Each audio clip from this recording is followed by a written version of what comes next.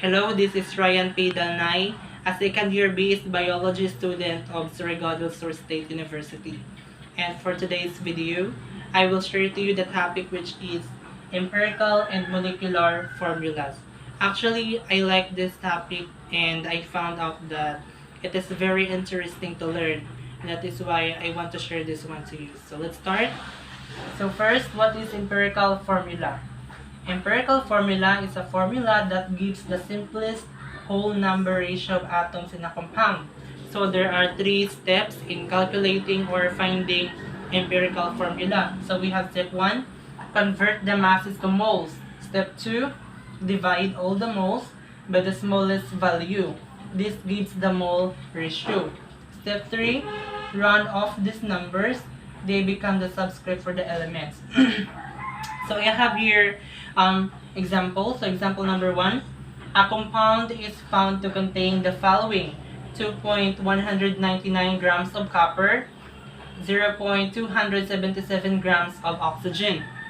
So we are going to use the formula which is mass times mole divided by atomic weight. And the first step that we're going to do, we're going to convert the masses to moles. So we have here the masses 2.199 and 0.277 grams. So we're going to convert this one into moles. So 2.199 grams of copper times 1 mole of copper divided by 63.5 grams of copper is equal to 0.03460.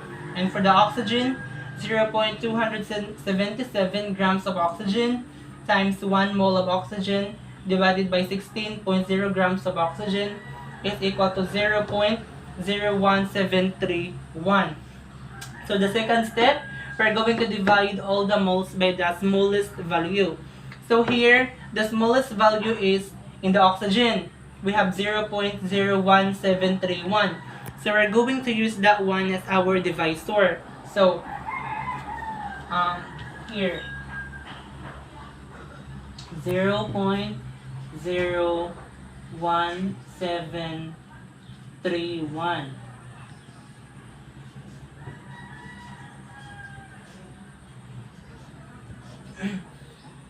So here, divide this one, then it's equal to 1.999. And here, for the oxygen, we have 0.01731 divided by 0.01731 moles of oxygen is equal to 1. So the next step, the third step, round off this number. So we're going to round off the mole ratio. So for 1.999, we're going to round off this one. It could be 2. So for oxygen, we have 1. So the empirical formula for this problem, we have Cu2O. So this will be the empirical formula. So let's proceed to the molecular formula.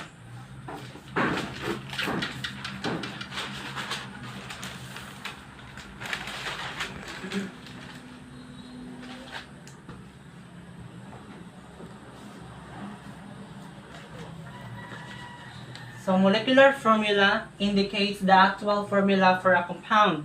The true formula will be a multiple of the empirical formula. So for example, for glucose, we have the empirical formula for glucose is CH2O. And while the molecular formula, we have C6H12O6. So let's proceed to another example.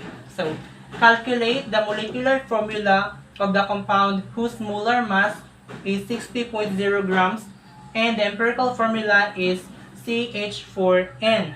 So the solution, we are going to use the atomic weight of carbon, hydrogen, and nitrogen. So we have 12, which is the atomic weight of carbon, and 1 for the hydrogen, and this 4, this is the number of atoms in the hydrogen. 14, which is the atomic weight of nitrogen. So 12 plus 1 times 4 is equal to 4, plus 14, we have 30.0 grams. So since we already have the actual mass, which is 60.0 grams, so we are going to find the multiplying factor. So in order to find the multiplying factor, we're going to divide the actual molecular weight and the molecular weight of the empirical formula. So we have 60.0 divided by 30.0 is equal to 2, which is our multiplying factor. So 2 times C, and also we're going to use the empirical formula, which is this. So 2 times C, we have C2. 2 times H4, we have H8. 2 times N, we have N2, which is our molecular formula for this problem. So let's proceed to another example.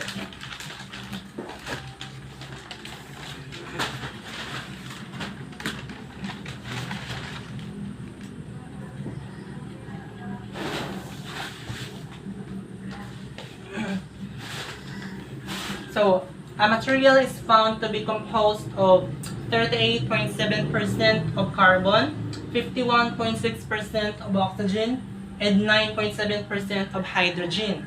By other means, it is known that the molecular weight is 62.0 gram per mole. Calculate the empirical and molecular formula for the compound. So it asks both empirical and molecular formula. So here, if you just remember the first step in finding or calculating the empirical formula, which is we are going to convert the masses into moles. So here are the masses: 38 grams, 51.6 grams, 9.7 grams. So 38.7 grams times 1 mole divided by 12, which is the atomic weight, is equal to 3.23 mole. Then 51.6 gram times 1 mole divided by 16.0 grams, we have 3.23 mole. Then 9.7 grams times 1 mole divided by 1, of course we have 9.7 mole. And the second step, if you remember, we are going to divide all the moles by the smallest value. So here, among the three, of course, the smallest value is 3.23. This one and this one. So we're going to use that one as our divisor. So 3.23. 3.23. 3.23.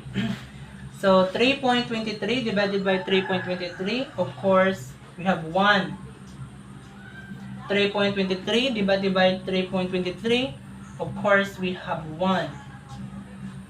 9.7 divided by 3.23, we have 3, which is the mole ratio of the carbon, hydrogen, and oxygen, COH. But the empirical formula,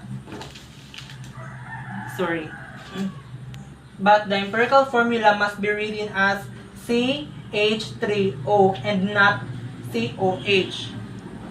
And the next step, we are going to find the molecular weight of the empirical formula. So here we are going to use the atomic weight of carbon, hydrogen, and oxygen.